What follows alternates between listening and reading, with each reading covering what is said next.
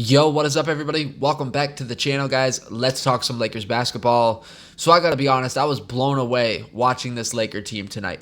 On the road against Oklahoma City, they get the win 125-110. They've won 8 games in a row. They're now 32-7 on the season. They're 5 games up on the 2 seed Denver Nuggets in the Western Conference. The Lakers came into this game knowing that they're going to be playing without LeBron, who's out with flu-like symptoms, no Anthony Davis, who's still dealing with the back injury, and no Danny Green, who's dealing with an injury of his own. So all 3 of those guys sat out tonight. The Lakers just played last night on the road against Dallas. They got a big blowout win over the Mavericks. The next night, they got to go on the road against Oklahoma City, one of the hottest teams in the Western Conference. They're 8-2 in their last 10 games.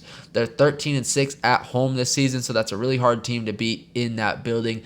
They just beat the Rockets in blowout fashion a couple nights ago. Chris Paul is having a bounce-back year. He looks like Chris Paul again this year. Shai Gilgeous-Alexander is a young rising star in the NBA. They got Steven Adams, a top 10 big at the center position. They got Dennis Schroeder, one of the best 6 men off the bench, and they got Danilo Gallinari, a career Laker killer. So the Thunder had every reason to blow out the Lakers tonight, and the Lakers had every excuse to just not show up, playing without their 2 best players. They just played last night on the road. They got to play again on the road tonight, part of a back-to-back. I don't think anyone would have even blinked if the Lakers got blown out tonight. And coming in, this just kind of felt like a scheduled loss. You just felt like, okay, we'll just give this one up to get LeBron and AD some rest, and it is what it is. It's just one loss.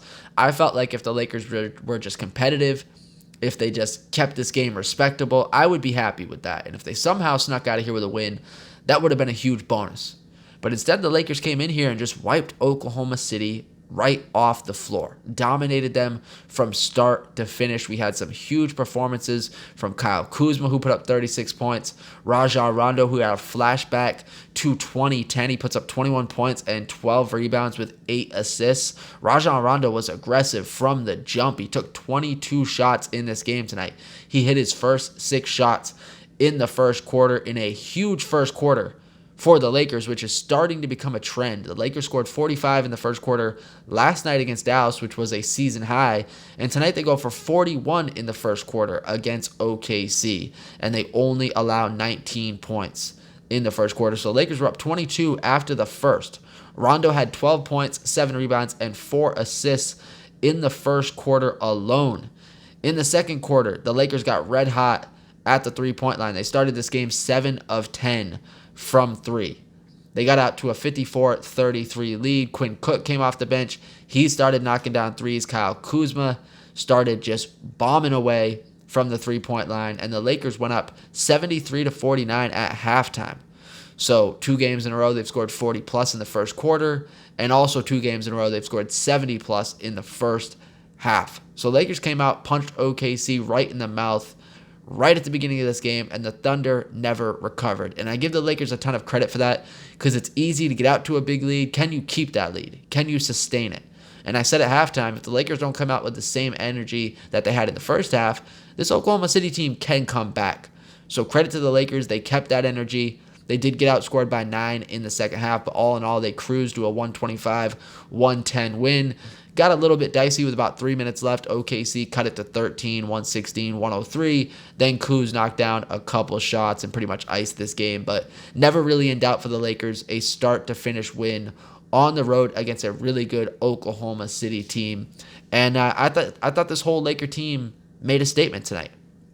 You know, they proved that, you know, it's not just LeBron and AD. Those guys are obviously great, both MVP candidates, but this team is so great this year because of the collective talent. Of course, most of the credit is going to go to LeBron and AD, but I think this roster is a lot more underrated than people think.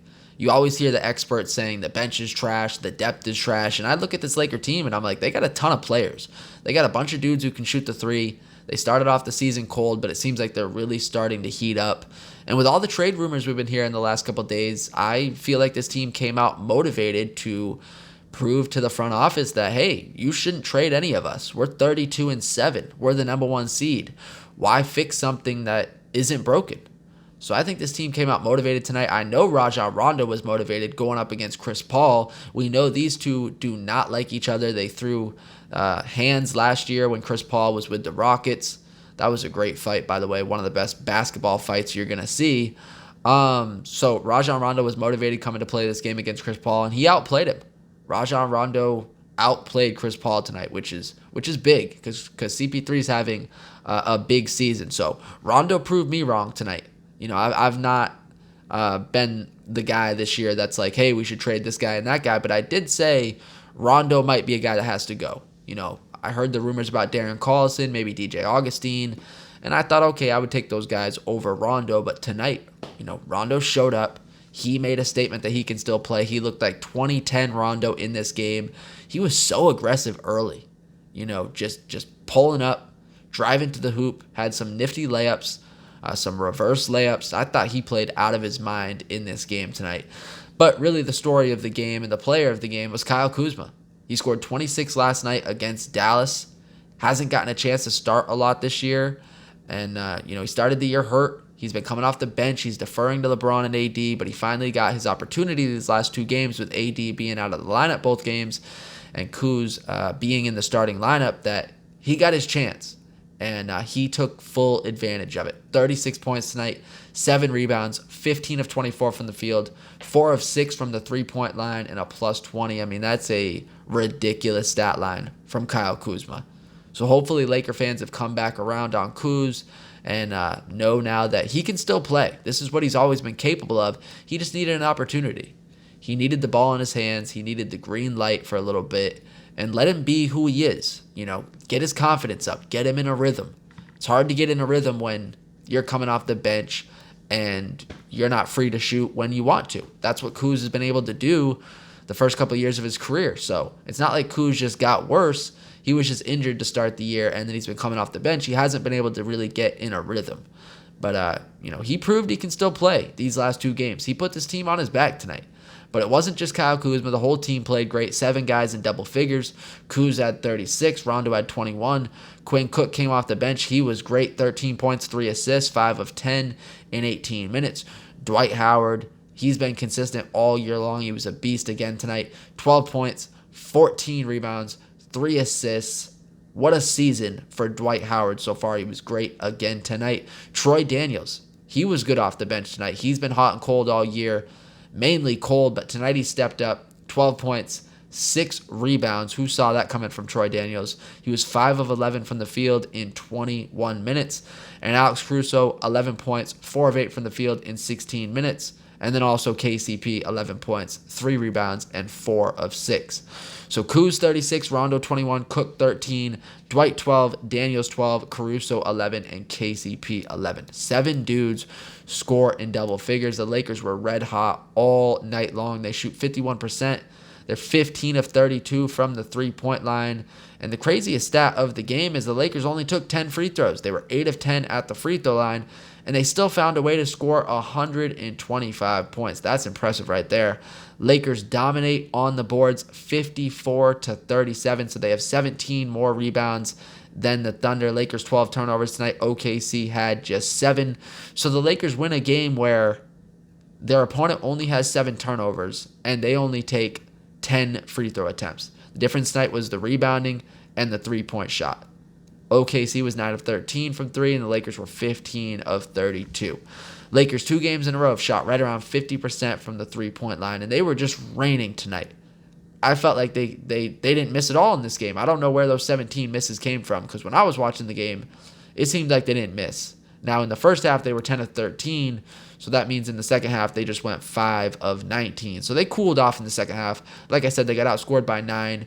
They didn't play great in the second half, but they had such a big lead that they were able to, hold on to a big enough lead where it was never really in doubt in this one.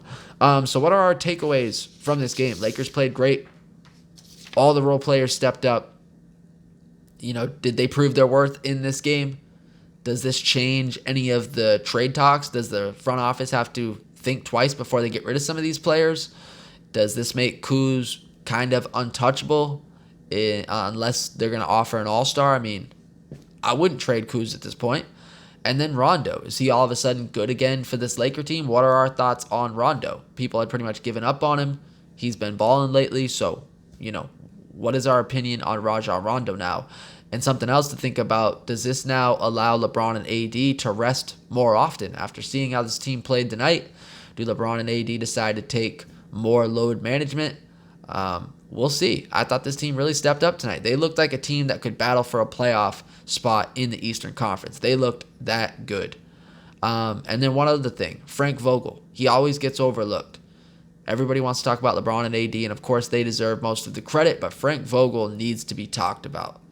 This guy was doubted coming in. Nobody thought he was going to be a good coach for the Lakers. They said he sucked in Orlando. It's been years since he was successful in Indiana. He's not Doc Rivers. He's not this guy. He's not going to be able to handle all the personalities on this team. And then they hired Jason Kidd, and everybody said, oh, it's just a matter of time until Jason Kidd takes that job from him. They're not going to be able to get along. Plus, they got Lionel Hollins, too many head coaches in the room. A lot of people doubted Frank Vogel, and to me, he's the front runner for Coach of the Year right now.